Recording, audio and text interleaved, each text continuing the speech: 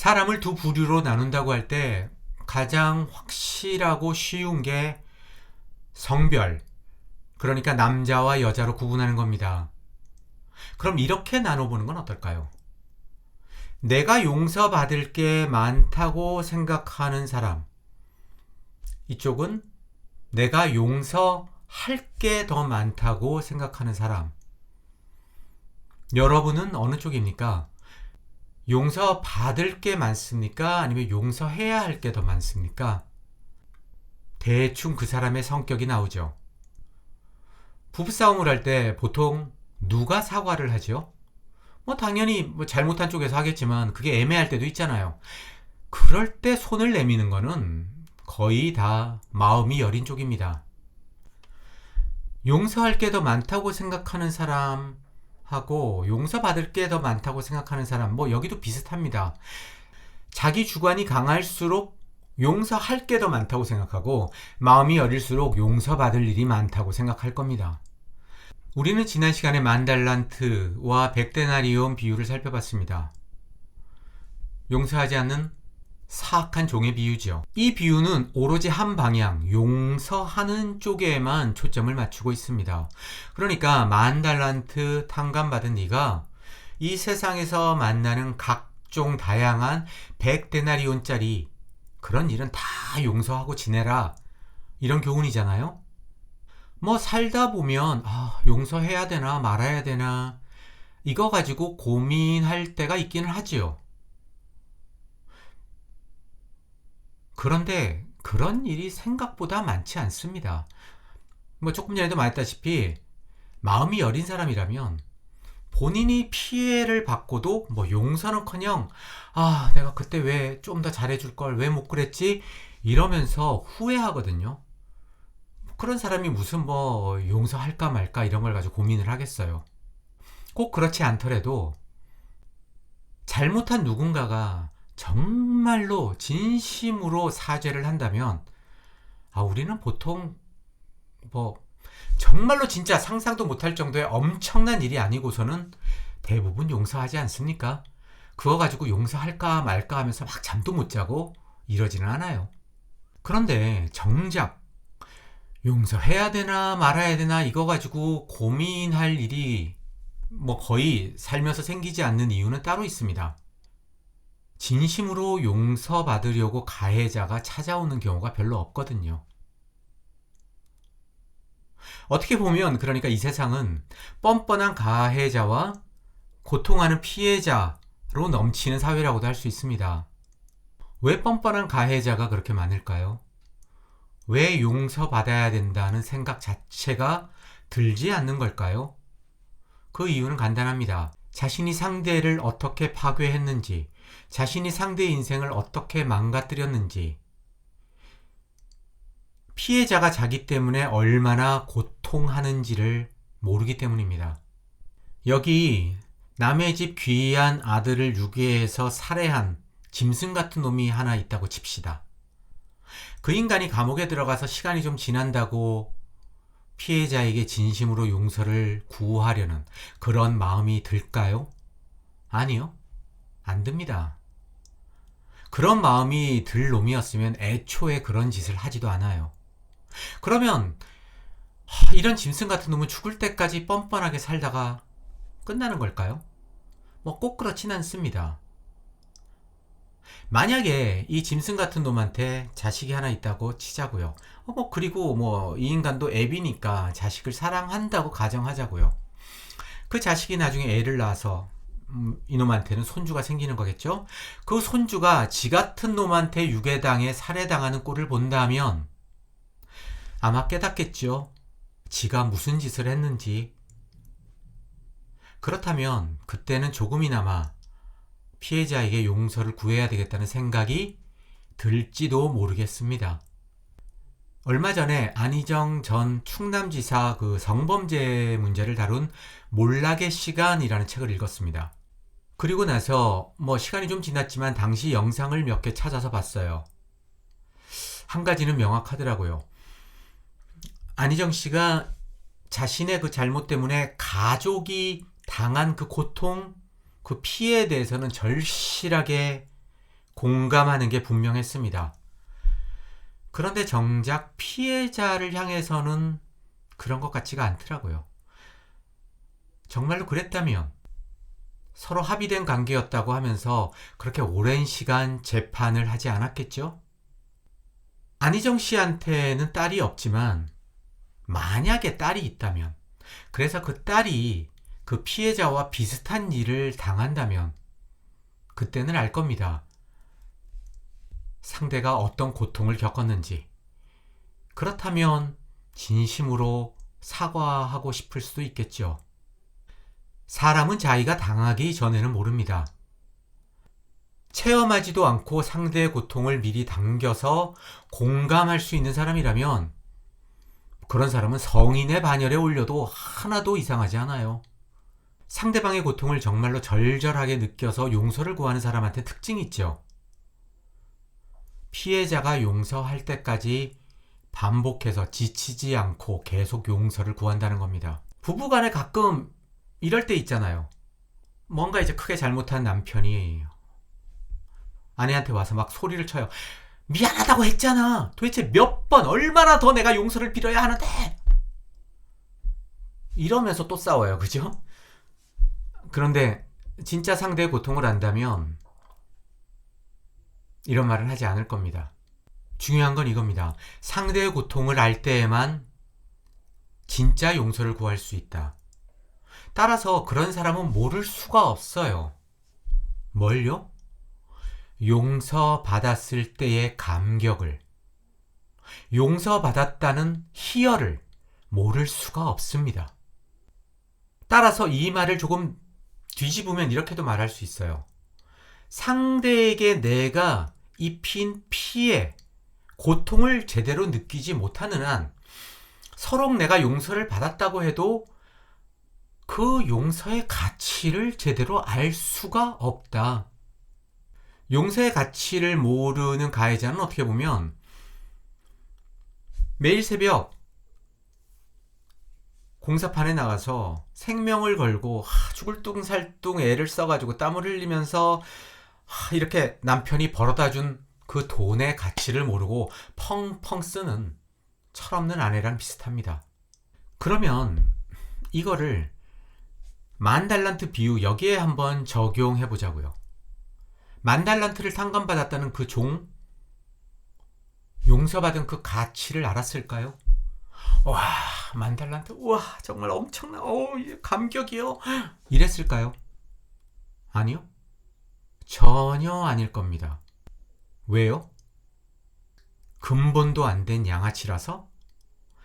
아니에요. 진짜 이유는 따로 있습니다. 왕한테는 이 10,000달란트라는 게 푼돈이에요. 왕의 금고에서 10,000달란트 사라진다고 해도 뭐 그거 모래사장에서 모래 한 줌 이렇게 갖다 버리는 거와 별 차이가 없었을 겁니다. 종은 그걸 알았어요. 그러니까 엄청난 돈을 탕감받았지만 별 감동이 없는 겁니다. 물론 세상에 뭐 이런 사람도 있어요. 이건희 회장한테 콩나물을 팔았는데 한 500원을 더 그냥 바가지를 얹어서 팔았어요. 그것 때문에 아이고 내가 이건희 회장 재산에 큰 피해를 끼쳤구나 하면서 가슴을 치는 노점상도 있겠죠. 하지만 이 종은 그 정도는 아니고 그런 사람은 아니고 평범한 우리 같은 사람입니다. 그러니까 뭐 10,000달란트 뭐 왕이니까 이렇게 생각한 거예요. 그게 이상한가요? 그게 잘못인가요? 하지만 한편으로 이 사람에게 100데나리온이라는 돈은 엄청난 액수일 수 있습니다. 그 돈을 왜 안 받아요? 조금만 이성을 가지고 보면 이 비유 자체가 말이 안 됩니다.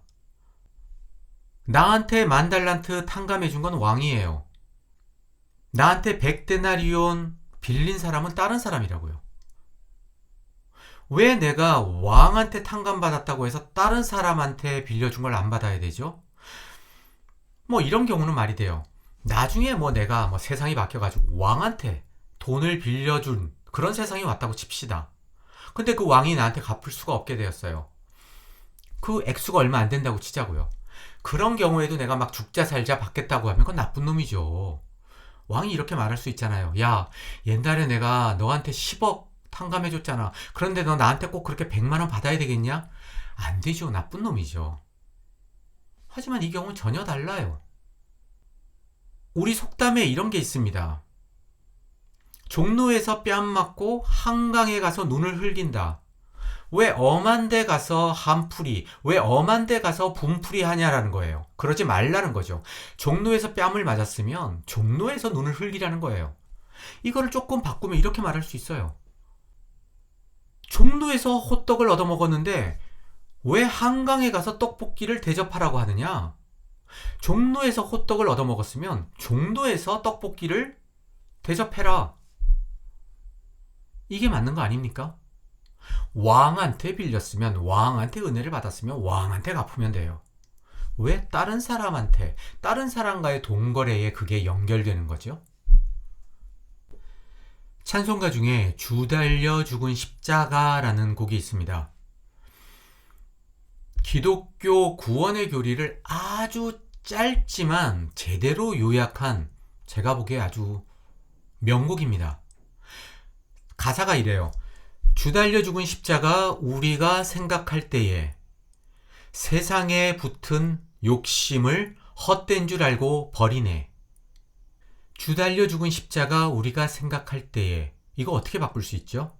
내가 탕감받은 10,000달란트 생각할 때에 야훼와 예수가 나를 위해 치른 희생, 십자가를 생각할 때에 구원의 은혜를 생각할 때에 결과가 뭐라고요? 세상에 붙은 욕심을 헛된 줄 알고 버리네. 세상에 붙은 욕심이 뭐죠?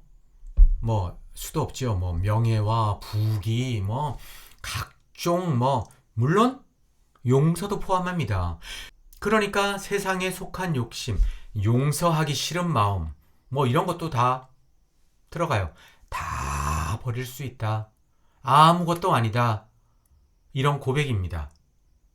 예수님과 십자가를 생각하면 내가 용서 못할 사람도 없고, 예수님과 십자가를 생각하면 이 세상에 사람들이 좋다는 그 모든 것도 다 바울의 말대로 배설물에 불과하다. 이런 의미죠. 그런데 현실은 어떻습니까? 세상에 속한 욕심. 교회 관련해서 목사들이 가진 가장 큰 욕심이 뭘까요? 큰 건물일 겁니다.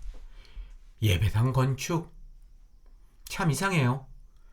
종말이라면서, 그래서 조만간 예수가 재림할 거라면서 왜 그렇게 큰 교회당, 예배당이 필요합니까?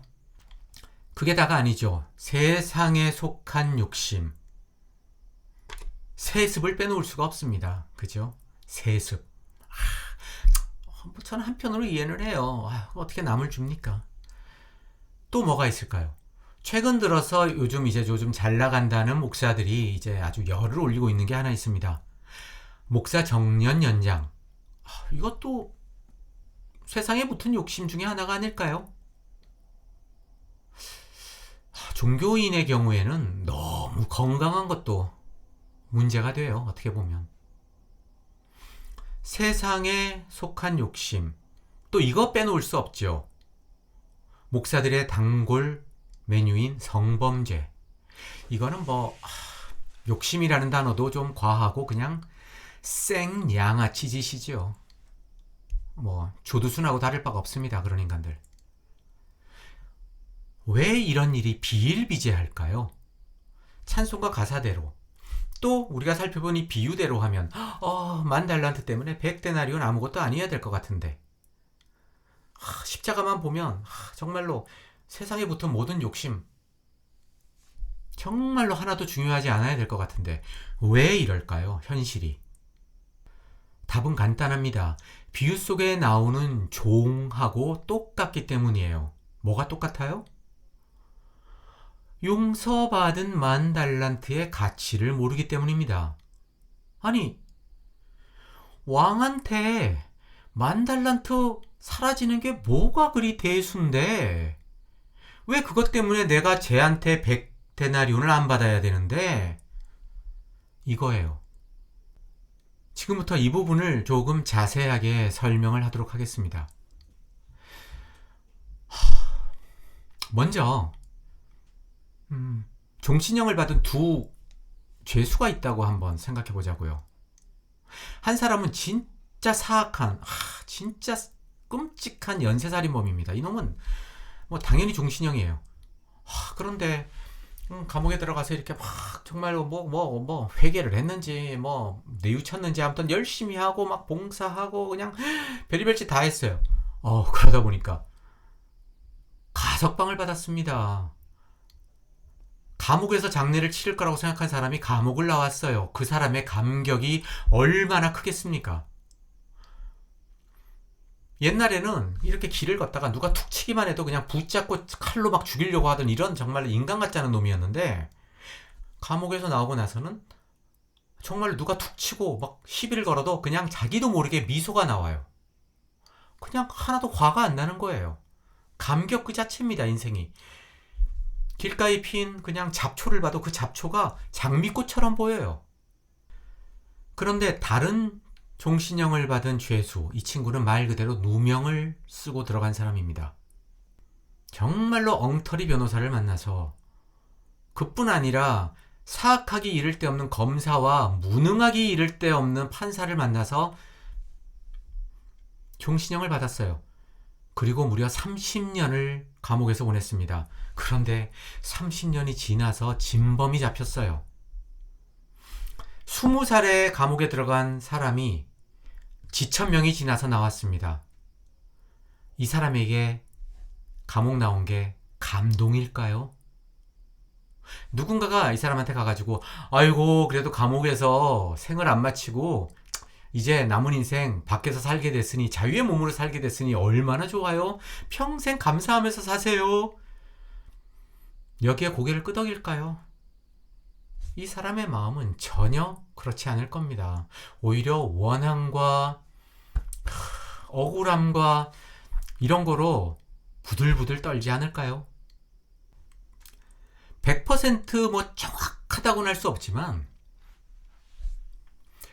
야훼로부터 10,000달란트 탕감받았으니까 너희는 평생 100데나리온 용서하면서 살아, 이렇게 명령하는 기독교의 교리가 어떻게 보면 억울하게 옥살이하고 나온 친구한테 아이고 앞으로는 감사하면서 사세요 이렇게 말하는 거와 별로 다르지 않습니다.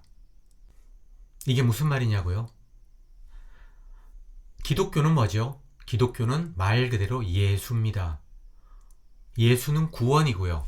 기독교는 그러니까 구원의 종교예요. 구원이라고 하면 구원, 무엇으론가부터 빠져나온다라는 의미입니다. 뭐로부터 나오죠? 죄로부터. 여러분을 죄로부터 구출해주는 거, 빼내주는 게 기독교예요. 그게 예수고 그게 십자가입니다. 그게 구원이에요. 여러분이 무슨 죄를 지었죠? 원죄로부터 시작합니다. 그거는 복잡하니까 다음에 다루기로 하고, 원죄. 그거 빼더라도 솔직히 살면서 다 나쁜 짓 하고 살잖아요. 죄 짓잖아요. 범죄는 아니더라도 죄는 짓고 살지 않습니까? 그러니까 나는 깨끗해, 나는 하늘을 우러러 한 점 부끄러움 없어, 이렇게 말할 수 있는 사람은 거의 없죠. 그런데 문제는 기독교가 말하는 죄는 좀 종류가 달라요. 우리 인간이라는 존재 자체가 그냥 죄 덩어리랍니다. 그냥 DNA의 성분이 죄래요, 죄. 그렇기 때문에 죽으면은 지옥에서 영원히 형벌을 받는다, 영원히 고통을 받는다라는 게 기독교의 교리입니다. 기독교의 주장이에요. 이거 엄청난 얘기입니다. 한번 생각해 보세요. 저도 그렇고 여러분도 그렇고 이런저런 나쁜 짓 하고 살지만 그게 영원히 고통을 받아야 할 정도입니까? 그 정도로 악독합니까? 영원히 고통받는다? 영원히 벌받는다? 심지어 히틀러나 스탈린도 그 정도는 아니지 않나요? 10세기에 유명한 안셈이라는 신학자가 있었어요. 캔터베리의 안셈 또는 뭐 캔터베리의 안셀무스 이렇게도 부르는데요. 뭐 기독교 변증 이런 거에 관심 갖는 사람이라면 저 들어봤을 겁니다. 안셈의 뭐 하나님의 존재 증명 뭐 이런 거 유명한 거 있습니다. 아무튼 뭐 똑똑한 친구였는지 당시에도 유명했고 오죽하면 21세기인 지금까지도 그 친구의 그 신존재 논증이 기독교 변증가가 빼지 않고 등장시키는 단골입니다. 아니 도대체 인간이 지은 죄가 얼마나 끔찍하길래 영원히 지옥에서 고통받아야 되지? 이 문제가 안셈한테도 적지 않은 난제였었나 봐요. 이걸 가지고 꽤 고민했던 것 같습니다. 그러다가 이 친구가 결국 찾아낸 답이 뭔지 압니까?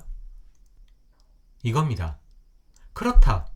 너희가 지은 죄는 영원히 지옥에서 고통받을 정도로 심각하다. 중하다. 왜냐하면 너희가 죄를 범한 대상, 하나님은 무한히, 영원히 위대하기 때문이다. 무한할 정도로 완전한 분이기 때문이다. 그렇기에 너희가 지은 죄는 그게 아무리 사소하더라도 무한하고 무한히 완전한 하나님 앞에 지은 죄이기 때문에 영원히 지옥에서 고통받는 것 외에는 갚을 길이 없다. 그럴듯하지요. 이거를 쉽게 설명하면 이렇습니다. 어떤 애가 자기 친구한테 야 이 개새끼야 욕을 했어요. 뭐 그것도 뭐 잘못한 거지만 만약에 걔가 형한테 가서 야 이 개새끼야 그런다면 조금 더 심각해지죠. 아버지한테 가서 이 개새끼야, 할아버지한테 가서 이 개새끼야, 점점 더 심각합니다. 지은 죄, 이 개새끼야 한 거는 똑같지만 죄를 범한 상대에 따라서 그 심각성이 달라진다는 거예요. 그러니까 영원할 정도로, 아니 영원히 완전한 존재한테 지은 죄이기 때문에 이거는 영원히 벌받는 거 외에는 보상할 길이 없다, 이런 겁니다. 그런데 안셈 이 친구 말입니다. 하나는 알고 둘은 몰랐어요. 19세기에 정말로 위대한 사상가이자 인본주의자 로버트 잉거솔은 지옥이라는 책에서 이렇게 말했습니다. 제가 그 부분을 읽겠습니다. 기독교는 죄인이 벌을 받아야만 하는 여러 가지 이유를 제시합니다. 첫 번째로 말하는 게 야훼가 죄인을 벌줌으로, 그러니까 공의를 세움으로 상처받은 자신의 존엄성, 매저스티를 회복한다는 주장입니다. 어느 신학자로부터 그 설명을 들었을 때 나는 매우 기뻤습니다. 왜냐고요? 오늘 밤 바로 여기서 제가 여러분에게 확실하게 알려드리겠습니다. 여러분은 무한한 존재에게 죄를 지을 수 없습니다. 여러분이 형제나 이웃한테는 죄를 지을 수 있어요. 심지어 다치게 할 수도 있습니다. 그러나 무한하고 완전한 야훼는 여러분 때문에 다치지 않습니다. 상처가 없는 곳에 죄가 있을 수 없습니다. 잘 들으세요. 유한한 존재는 결코 무한한 존재를 향해서 죄를 지을 수 없다. 무한한 존재, 완전한 존재, 무한하게 완전한 존재가 고작해야 100년도 못 살고 죽는 인간이 짓는 죄 때문에 부들부들 떨면서 인간을 영원한 고통 속에 집어넣겠다는 게 말이 됩니까? 무한하게 완전한 존재가 알라의 경우에 비키니 입는 것 때문에 견디지 못하는 게 말이 됩니까? 야훼의 경우 무한하고 완전한 존재가 돼지고기를 어떻게 해서 먹는지 그것 때문에 부들부들 못 견딘다는 게 말이 됩니까? 뭐 어떤 사람이 등산 갔다가 개미한테 물렸다고 생각해 보자고요. 그 개미를 보면서 부들부들 떠는 사람이 있나요? 내가 이 산에 존재하는 모든 개미를 다 찾아서 태워 죽일 거야, 이러면서 그날부터 산에 사는 개미를 찾아서 헤매는 사람이 있나요? 개미가 나 문 것 때문에 내가 화를 낼 이유가 없어요. 무한하고 완전한 야훼와 인간의 차이는 인간과 개미의 차이와도 비교할 수도 없습니다. 비교라는 말 자체도 가당치 않아요. 어떻게 보면 인간이 야훼에게 죄를 짓는다라는 말 자체가 신성모독이에요. 그러니까 내가 야훼로부터 용서받았지, 맞아, 10,000달란트 탕감받았지 하는 게 마음에 다가오지 않는 거예요. 사람이 뭔가 용서받았을 때 어떤 희열을 느끼려면 내가 피해를 끼친 상대가 존재해야 되거든요. 그리고 내가 용서를 빌었을 때 그 피해자가 회복되는 거를 보고 뭐 이럴 때 어떤 그런 희열이랄까, 희열이라는 말도 적절하지 않지만 아무튼 용서의 가치를 느끼는데, 기독교인이라면 사람인 이상 모를래야 모를 수가 없는 거예요. 아무리 입으로는 주님 은혜 감사합니다 막 눈물 콧물 짜고 막 뭐 특별 집회 같은 거 할 때 막 노래 부르고 막 발라드 부르고 하면은 막 이래도 그럴 때는 좀 그런 것 같지만, 중요한 거는 무의식이거든요. 사람의 행동과 삶, 다른 말로 하면 열매를 지배하는 거는 보이지 않는 뿌리예요. 무의식이에요.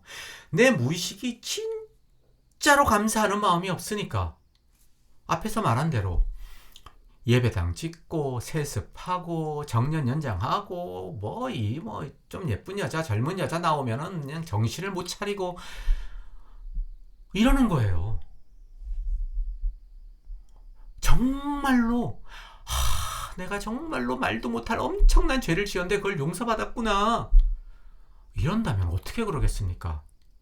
주 달려 죽은 십자가, 우리가 생각할 때에 세상에 붙은 욕심을, 세상에 속한 욕심을 헛된 줄 알고 버리지요. 버릴 수가 없는 거예요. 안 되니까. 말이 안 되니까. 아니, 야훼가 나 때문에 무슨 피해를 입었지? 내가 죄인이라서 야훼가 무슨 손해를 입었지? 내가 도대체 뭘 그렇게 잘못했지? 여러분, 주변에서 아담과 하와가 선악과 먹은 것 때문에 그것 때문에 부들부들 떨면서 가슴 치면서 회개하고 옷 찢는 그런 사람 본 적 있어요? 없잖아요. 말이 안 되니까. 아주 옛날 이야기 하나 하면, 제가 신의 변명이라는 책에도 썼던 건데요. 제가 중고등학교 때 정말 신앙이 출중했습니다. 신앙이 출중하다는 말이 좀 웃기긴 한데 다른 말이 딱히 생각이 안 나네요. 수련회 가면 일단 특히 마지막 날 밤 집회 같은 경우는 이게 확실하게 카타르시스를 위해서 울어줘야 되거든요. 이게 진짜 말 그대로 울어줘야 합니다. 이럴 때는 뭐뭐 해줘야 한다라는 표현이 맞아요. 뭐뭐 해줘야 한다. 이 얘기 나오면 정말 할 말이 많은데 삼천포로 가면 안 되니까. 그런데 울고 싶어도 눈물이 처음에 잘 안 나오는 거예요. 왜 우냐? 앞에 강사는 떠듭니다. 여러분이 얼마나 죄인인지 압니까? 여러분 때문에 예수님이 그 고통을 당했습니다. 여러분 때문에, 여러분의 죄 때문에. 그런데도 안 와닿는 거예요, 그게. 그래서 저는 항상 기도회를 시작할 때 처음에 이렇게 발동을 걸어야 되는데, 그 발동을 거는 대상이 어머니였어요. 내가 엄마한테 잘못한 걸 하나둘 떠올리기 시작합니다. 그걸 잘못한 거 많잖아요. 거짓말하고 속 썩인 거 많지요. 그러다 보면 진짜 내가 잘못한 놈이거든요. 왜냐하면 엄마는 나 때문에 피해를 당했으니까 피해자거든요. 고통받았거든요. 그 고통을 내가 이렇게 공감하려고 막 하다 보면은 눈물이 나요. 그러면 이제 어느 순간 그 엄마를 이제 야훼로 바꾸는 거죠.